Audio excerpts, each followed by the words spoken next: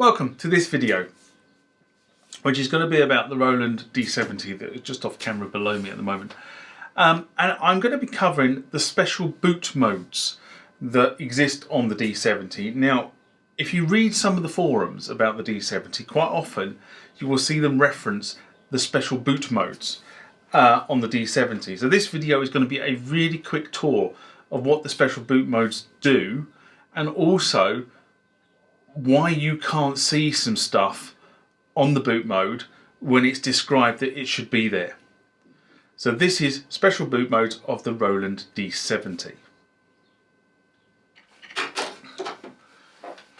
So this is the part of the video where I do the channel self-promotion. So if you want to whiz through this bit, feel free to do so, but it's important that we do this stuff. So, parish notices must be observed. If you haven't subscribed to the channel and you like videos about the stuff that's sitting around me at the moment, hit the subscribe icon. If you want to be notified about when channels about this sort of stuff hit my channel, well, hit the bell icon at the same time. It just saves you time. If you like the contents of this video, give it a thumbs up. Always helps. And if you want to make comments about the video or anything to do with the subject matter of this video, please do so. I do read them, I do respond to them. They sometimes make interesting threads for other people to comment on, and sometimes, like this video, it actually becomes a video in its own right. Down there also is the TMTG community.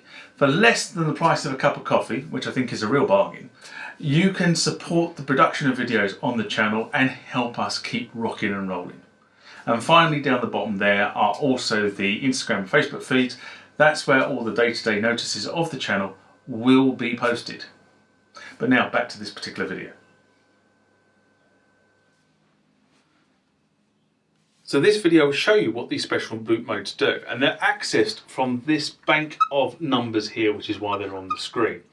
And we'll go through from 1 to 8, explaining what each one of these buttons does as we go into these special boot modes.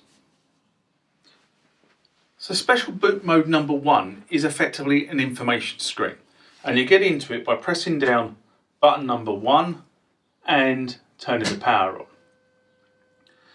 And as you can see on the screen, it actually tells you what version of firmware you're running. Now, I'm actually running the base version, which was version 1, and we'll come on to this in a minute about some of the other modes of operation that actually require a higher version of the ROM, and that firmware version is 1.10, and we'll come across that in a couple of buttons presses, but that's button 1. So after button 1 comes button 2. And button 2 again is an information screen. You press it at the same time as switching the machine on, like I've just done. And as you can see in the screen here, there is special thanks to a number of people who helped put things together on this. For argument's sake, Eric Persin was the person who wrote the ROM play that is on the D-70. Next up is button number 3. Now button number 3 has an interesting effect on the keyboard. If I were to boot the keyboard up normally, and if you watch what happens in the screen, at the moment it goes straight into the menu to play. If I turn the unit off, press button number 3, you'll notice that now the unit boots with the Roland synthesized D-70 synthesizer graphics, then goes into the play menu. And if I turn it off and I turn it on, it boots that way again. And then we go into the play menu. So if I press button 3, so I turn this off and press button 3 again, we're now in fast boot mode, and instead of getting the graphics, we go straight into the play menu. It kind of saves you 5 or 6 seconds in terms of the boot time. Is it really worth doing? I don't know. I kind of like the graphic coming up, but that's what button number 3 does. Okay, now we're at button number 4. And what button number 4 does is effectively allows you to send the slider data from these sliders that are just off screen over here. So if you imagine if I just move the camera a bit, like so, you can see these sliders here, where my fingers are. And what effectively it does is it allows the data on the position of these sliders to be sent on the control channel. Now, if I were to turn my machine on and press button number 4, it doesn't appear to do anything. And that's because it doesn't.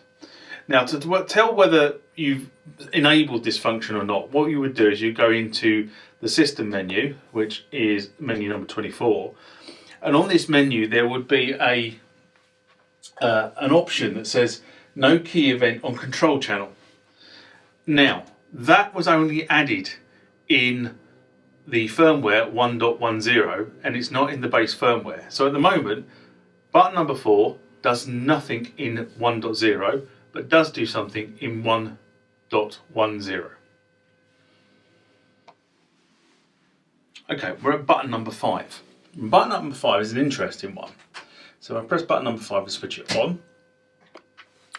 You now see that there is a different menu, which is what they call the extended product mode. And this allows you to do a dump and receive of everything that's in the memory. And you can do that either to a down MIDI or you can write it to a card. Effectively, this is the way you would create if you wanted a system restore card or a factory card by using this. Now, what's really interesting about this is if you do a bulk dump memory all, which is press F1, and you send all this down sysx to something like MIDI-OX, you will get a lot of data sent, but it looks unusable. It doesn't look like normal sysx. And that is because it's a special compressed format to dump all the data off this keyboard. Now, what's really interesting about this is I've done a bit of research about this. And it seems that if you owned a Roland MIDI hardware recorder or a MIDI sequencer around the time that this keyboard came out, then what you would have been able to do is effectively dump the entire memory contents to your sequencer and record it to a floppy disk. And then when you wanted to restore your sequencer, restore the D-70, what you would then do is load the disk into your MIDI recorder and send it back using the F2 option here, which is bulk load all memory. So effectively it's a way of backing up and restoring the memory on the D-70. It's an alternate way, not using sysx like I've shown you in other videos. And you need to be very careful because some people are obviously sending files around that are this bulk dump feature and not the sysx feature. So you just need to be quite clear about what it is you're dumping backwards and forwards. If it's sysx, it will work one way. If it's not sysx, it will work a different way. And this is the bulk dump feature. You can also write the card here, which is F3, and I've got a card in the machine. I could write it, but I'm not going to. But that's what this is all about. This is all about backing the machine up to a hardware recorder that were quite popular around the time the D-70 was sent to market. Okay, now we're on to button number 6. And button number 6, depending on what version of firmware you've got installed on the machine, will behave slightly differently. If I press button number 6 now and I boot the machine, I'm effectively in what the machine calls service mode, but actually is a series of tests that the machine can run. And effectively what you would do is you can sort of run tests on the low level sine waves, the square and sine waves, the test the memory and the display menu. And you can run these tests by pressing the various buttons, although for some reason when I press the buttons nothing actually seems to happen. I'm not quite sure why. at this point, but that's what it does. However, if you have version 1.1 of the firmware installed, you get a different screen and a different set of options that are basically around the AD converters and the trim adjustments.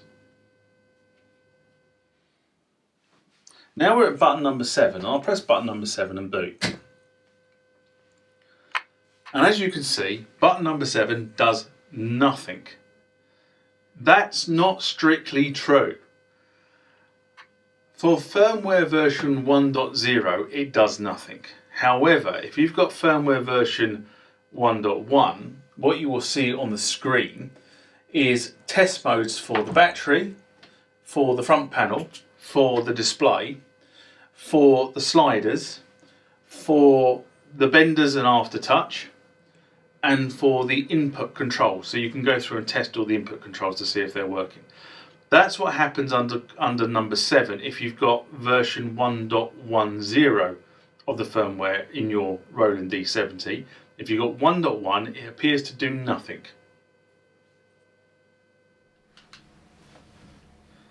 And now we're on to the last of the buttons, which is button number 8. And if you press button number 8 and you switch the machine on,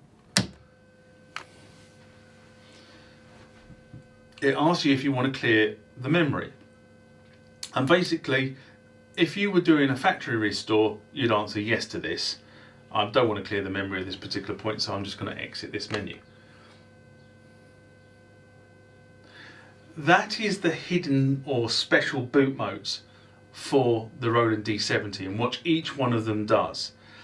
So that's what they refer to when you see in the various forum groups a special boot mode. It's one of those 8 boot modes, and the functionality of the boot modes, as you can see from 6 and 7, actually varies between whether you've got version 1 of the firmware or version 1.1 of the firmware. I hope that's been helpful.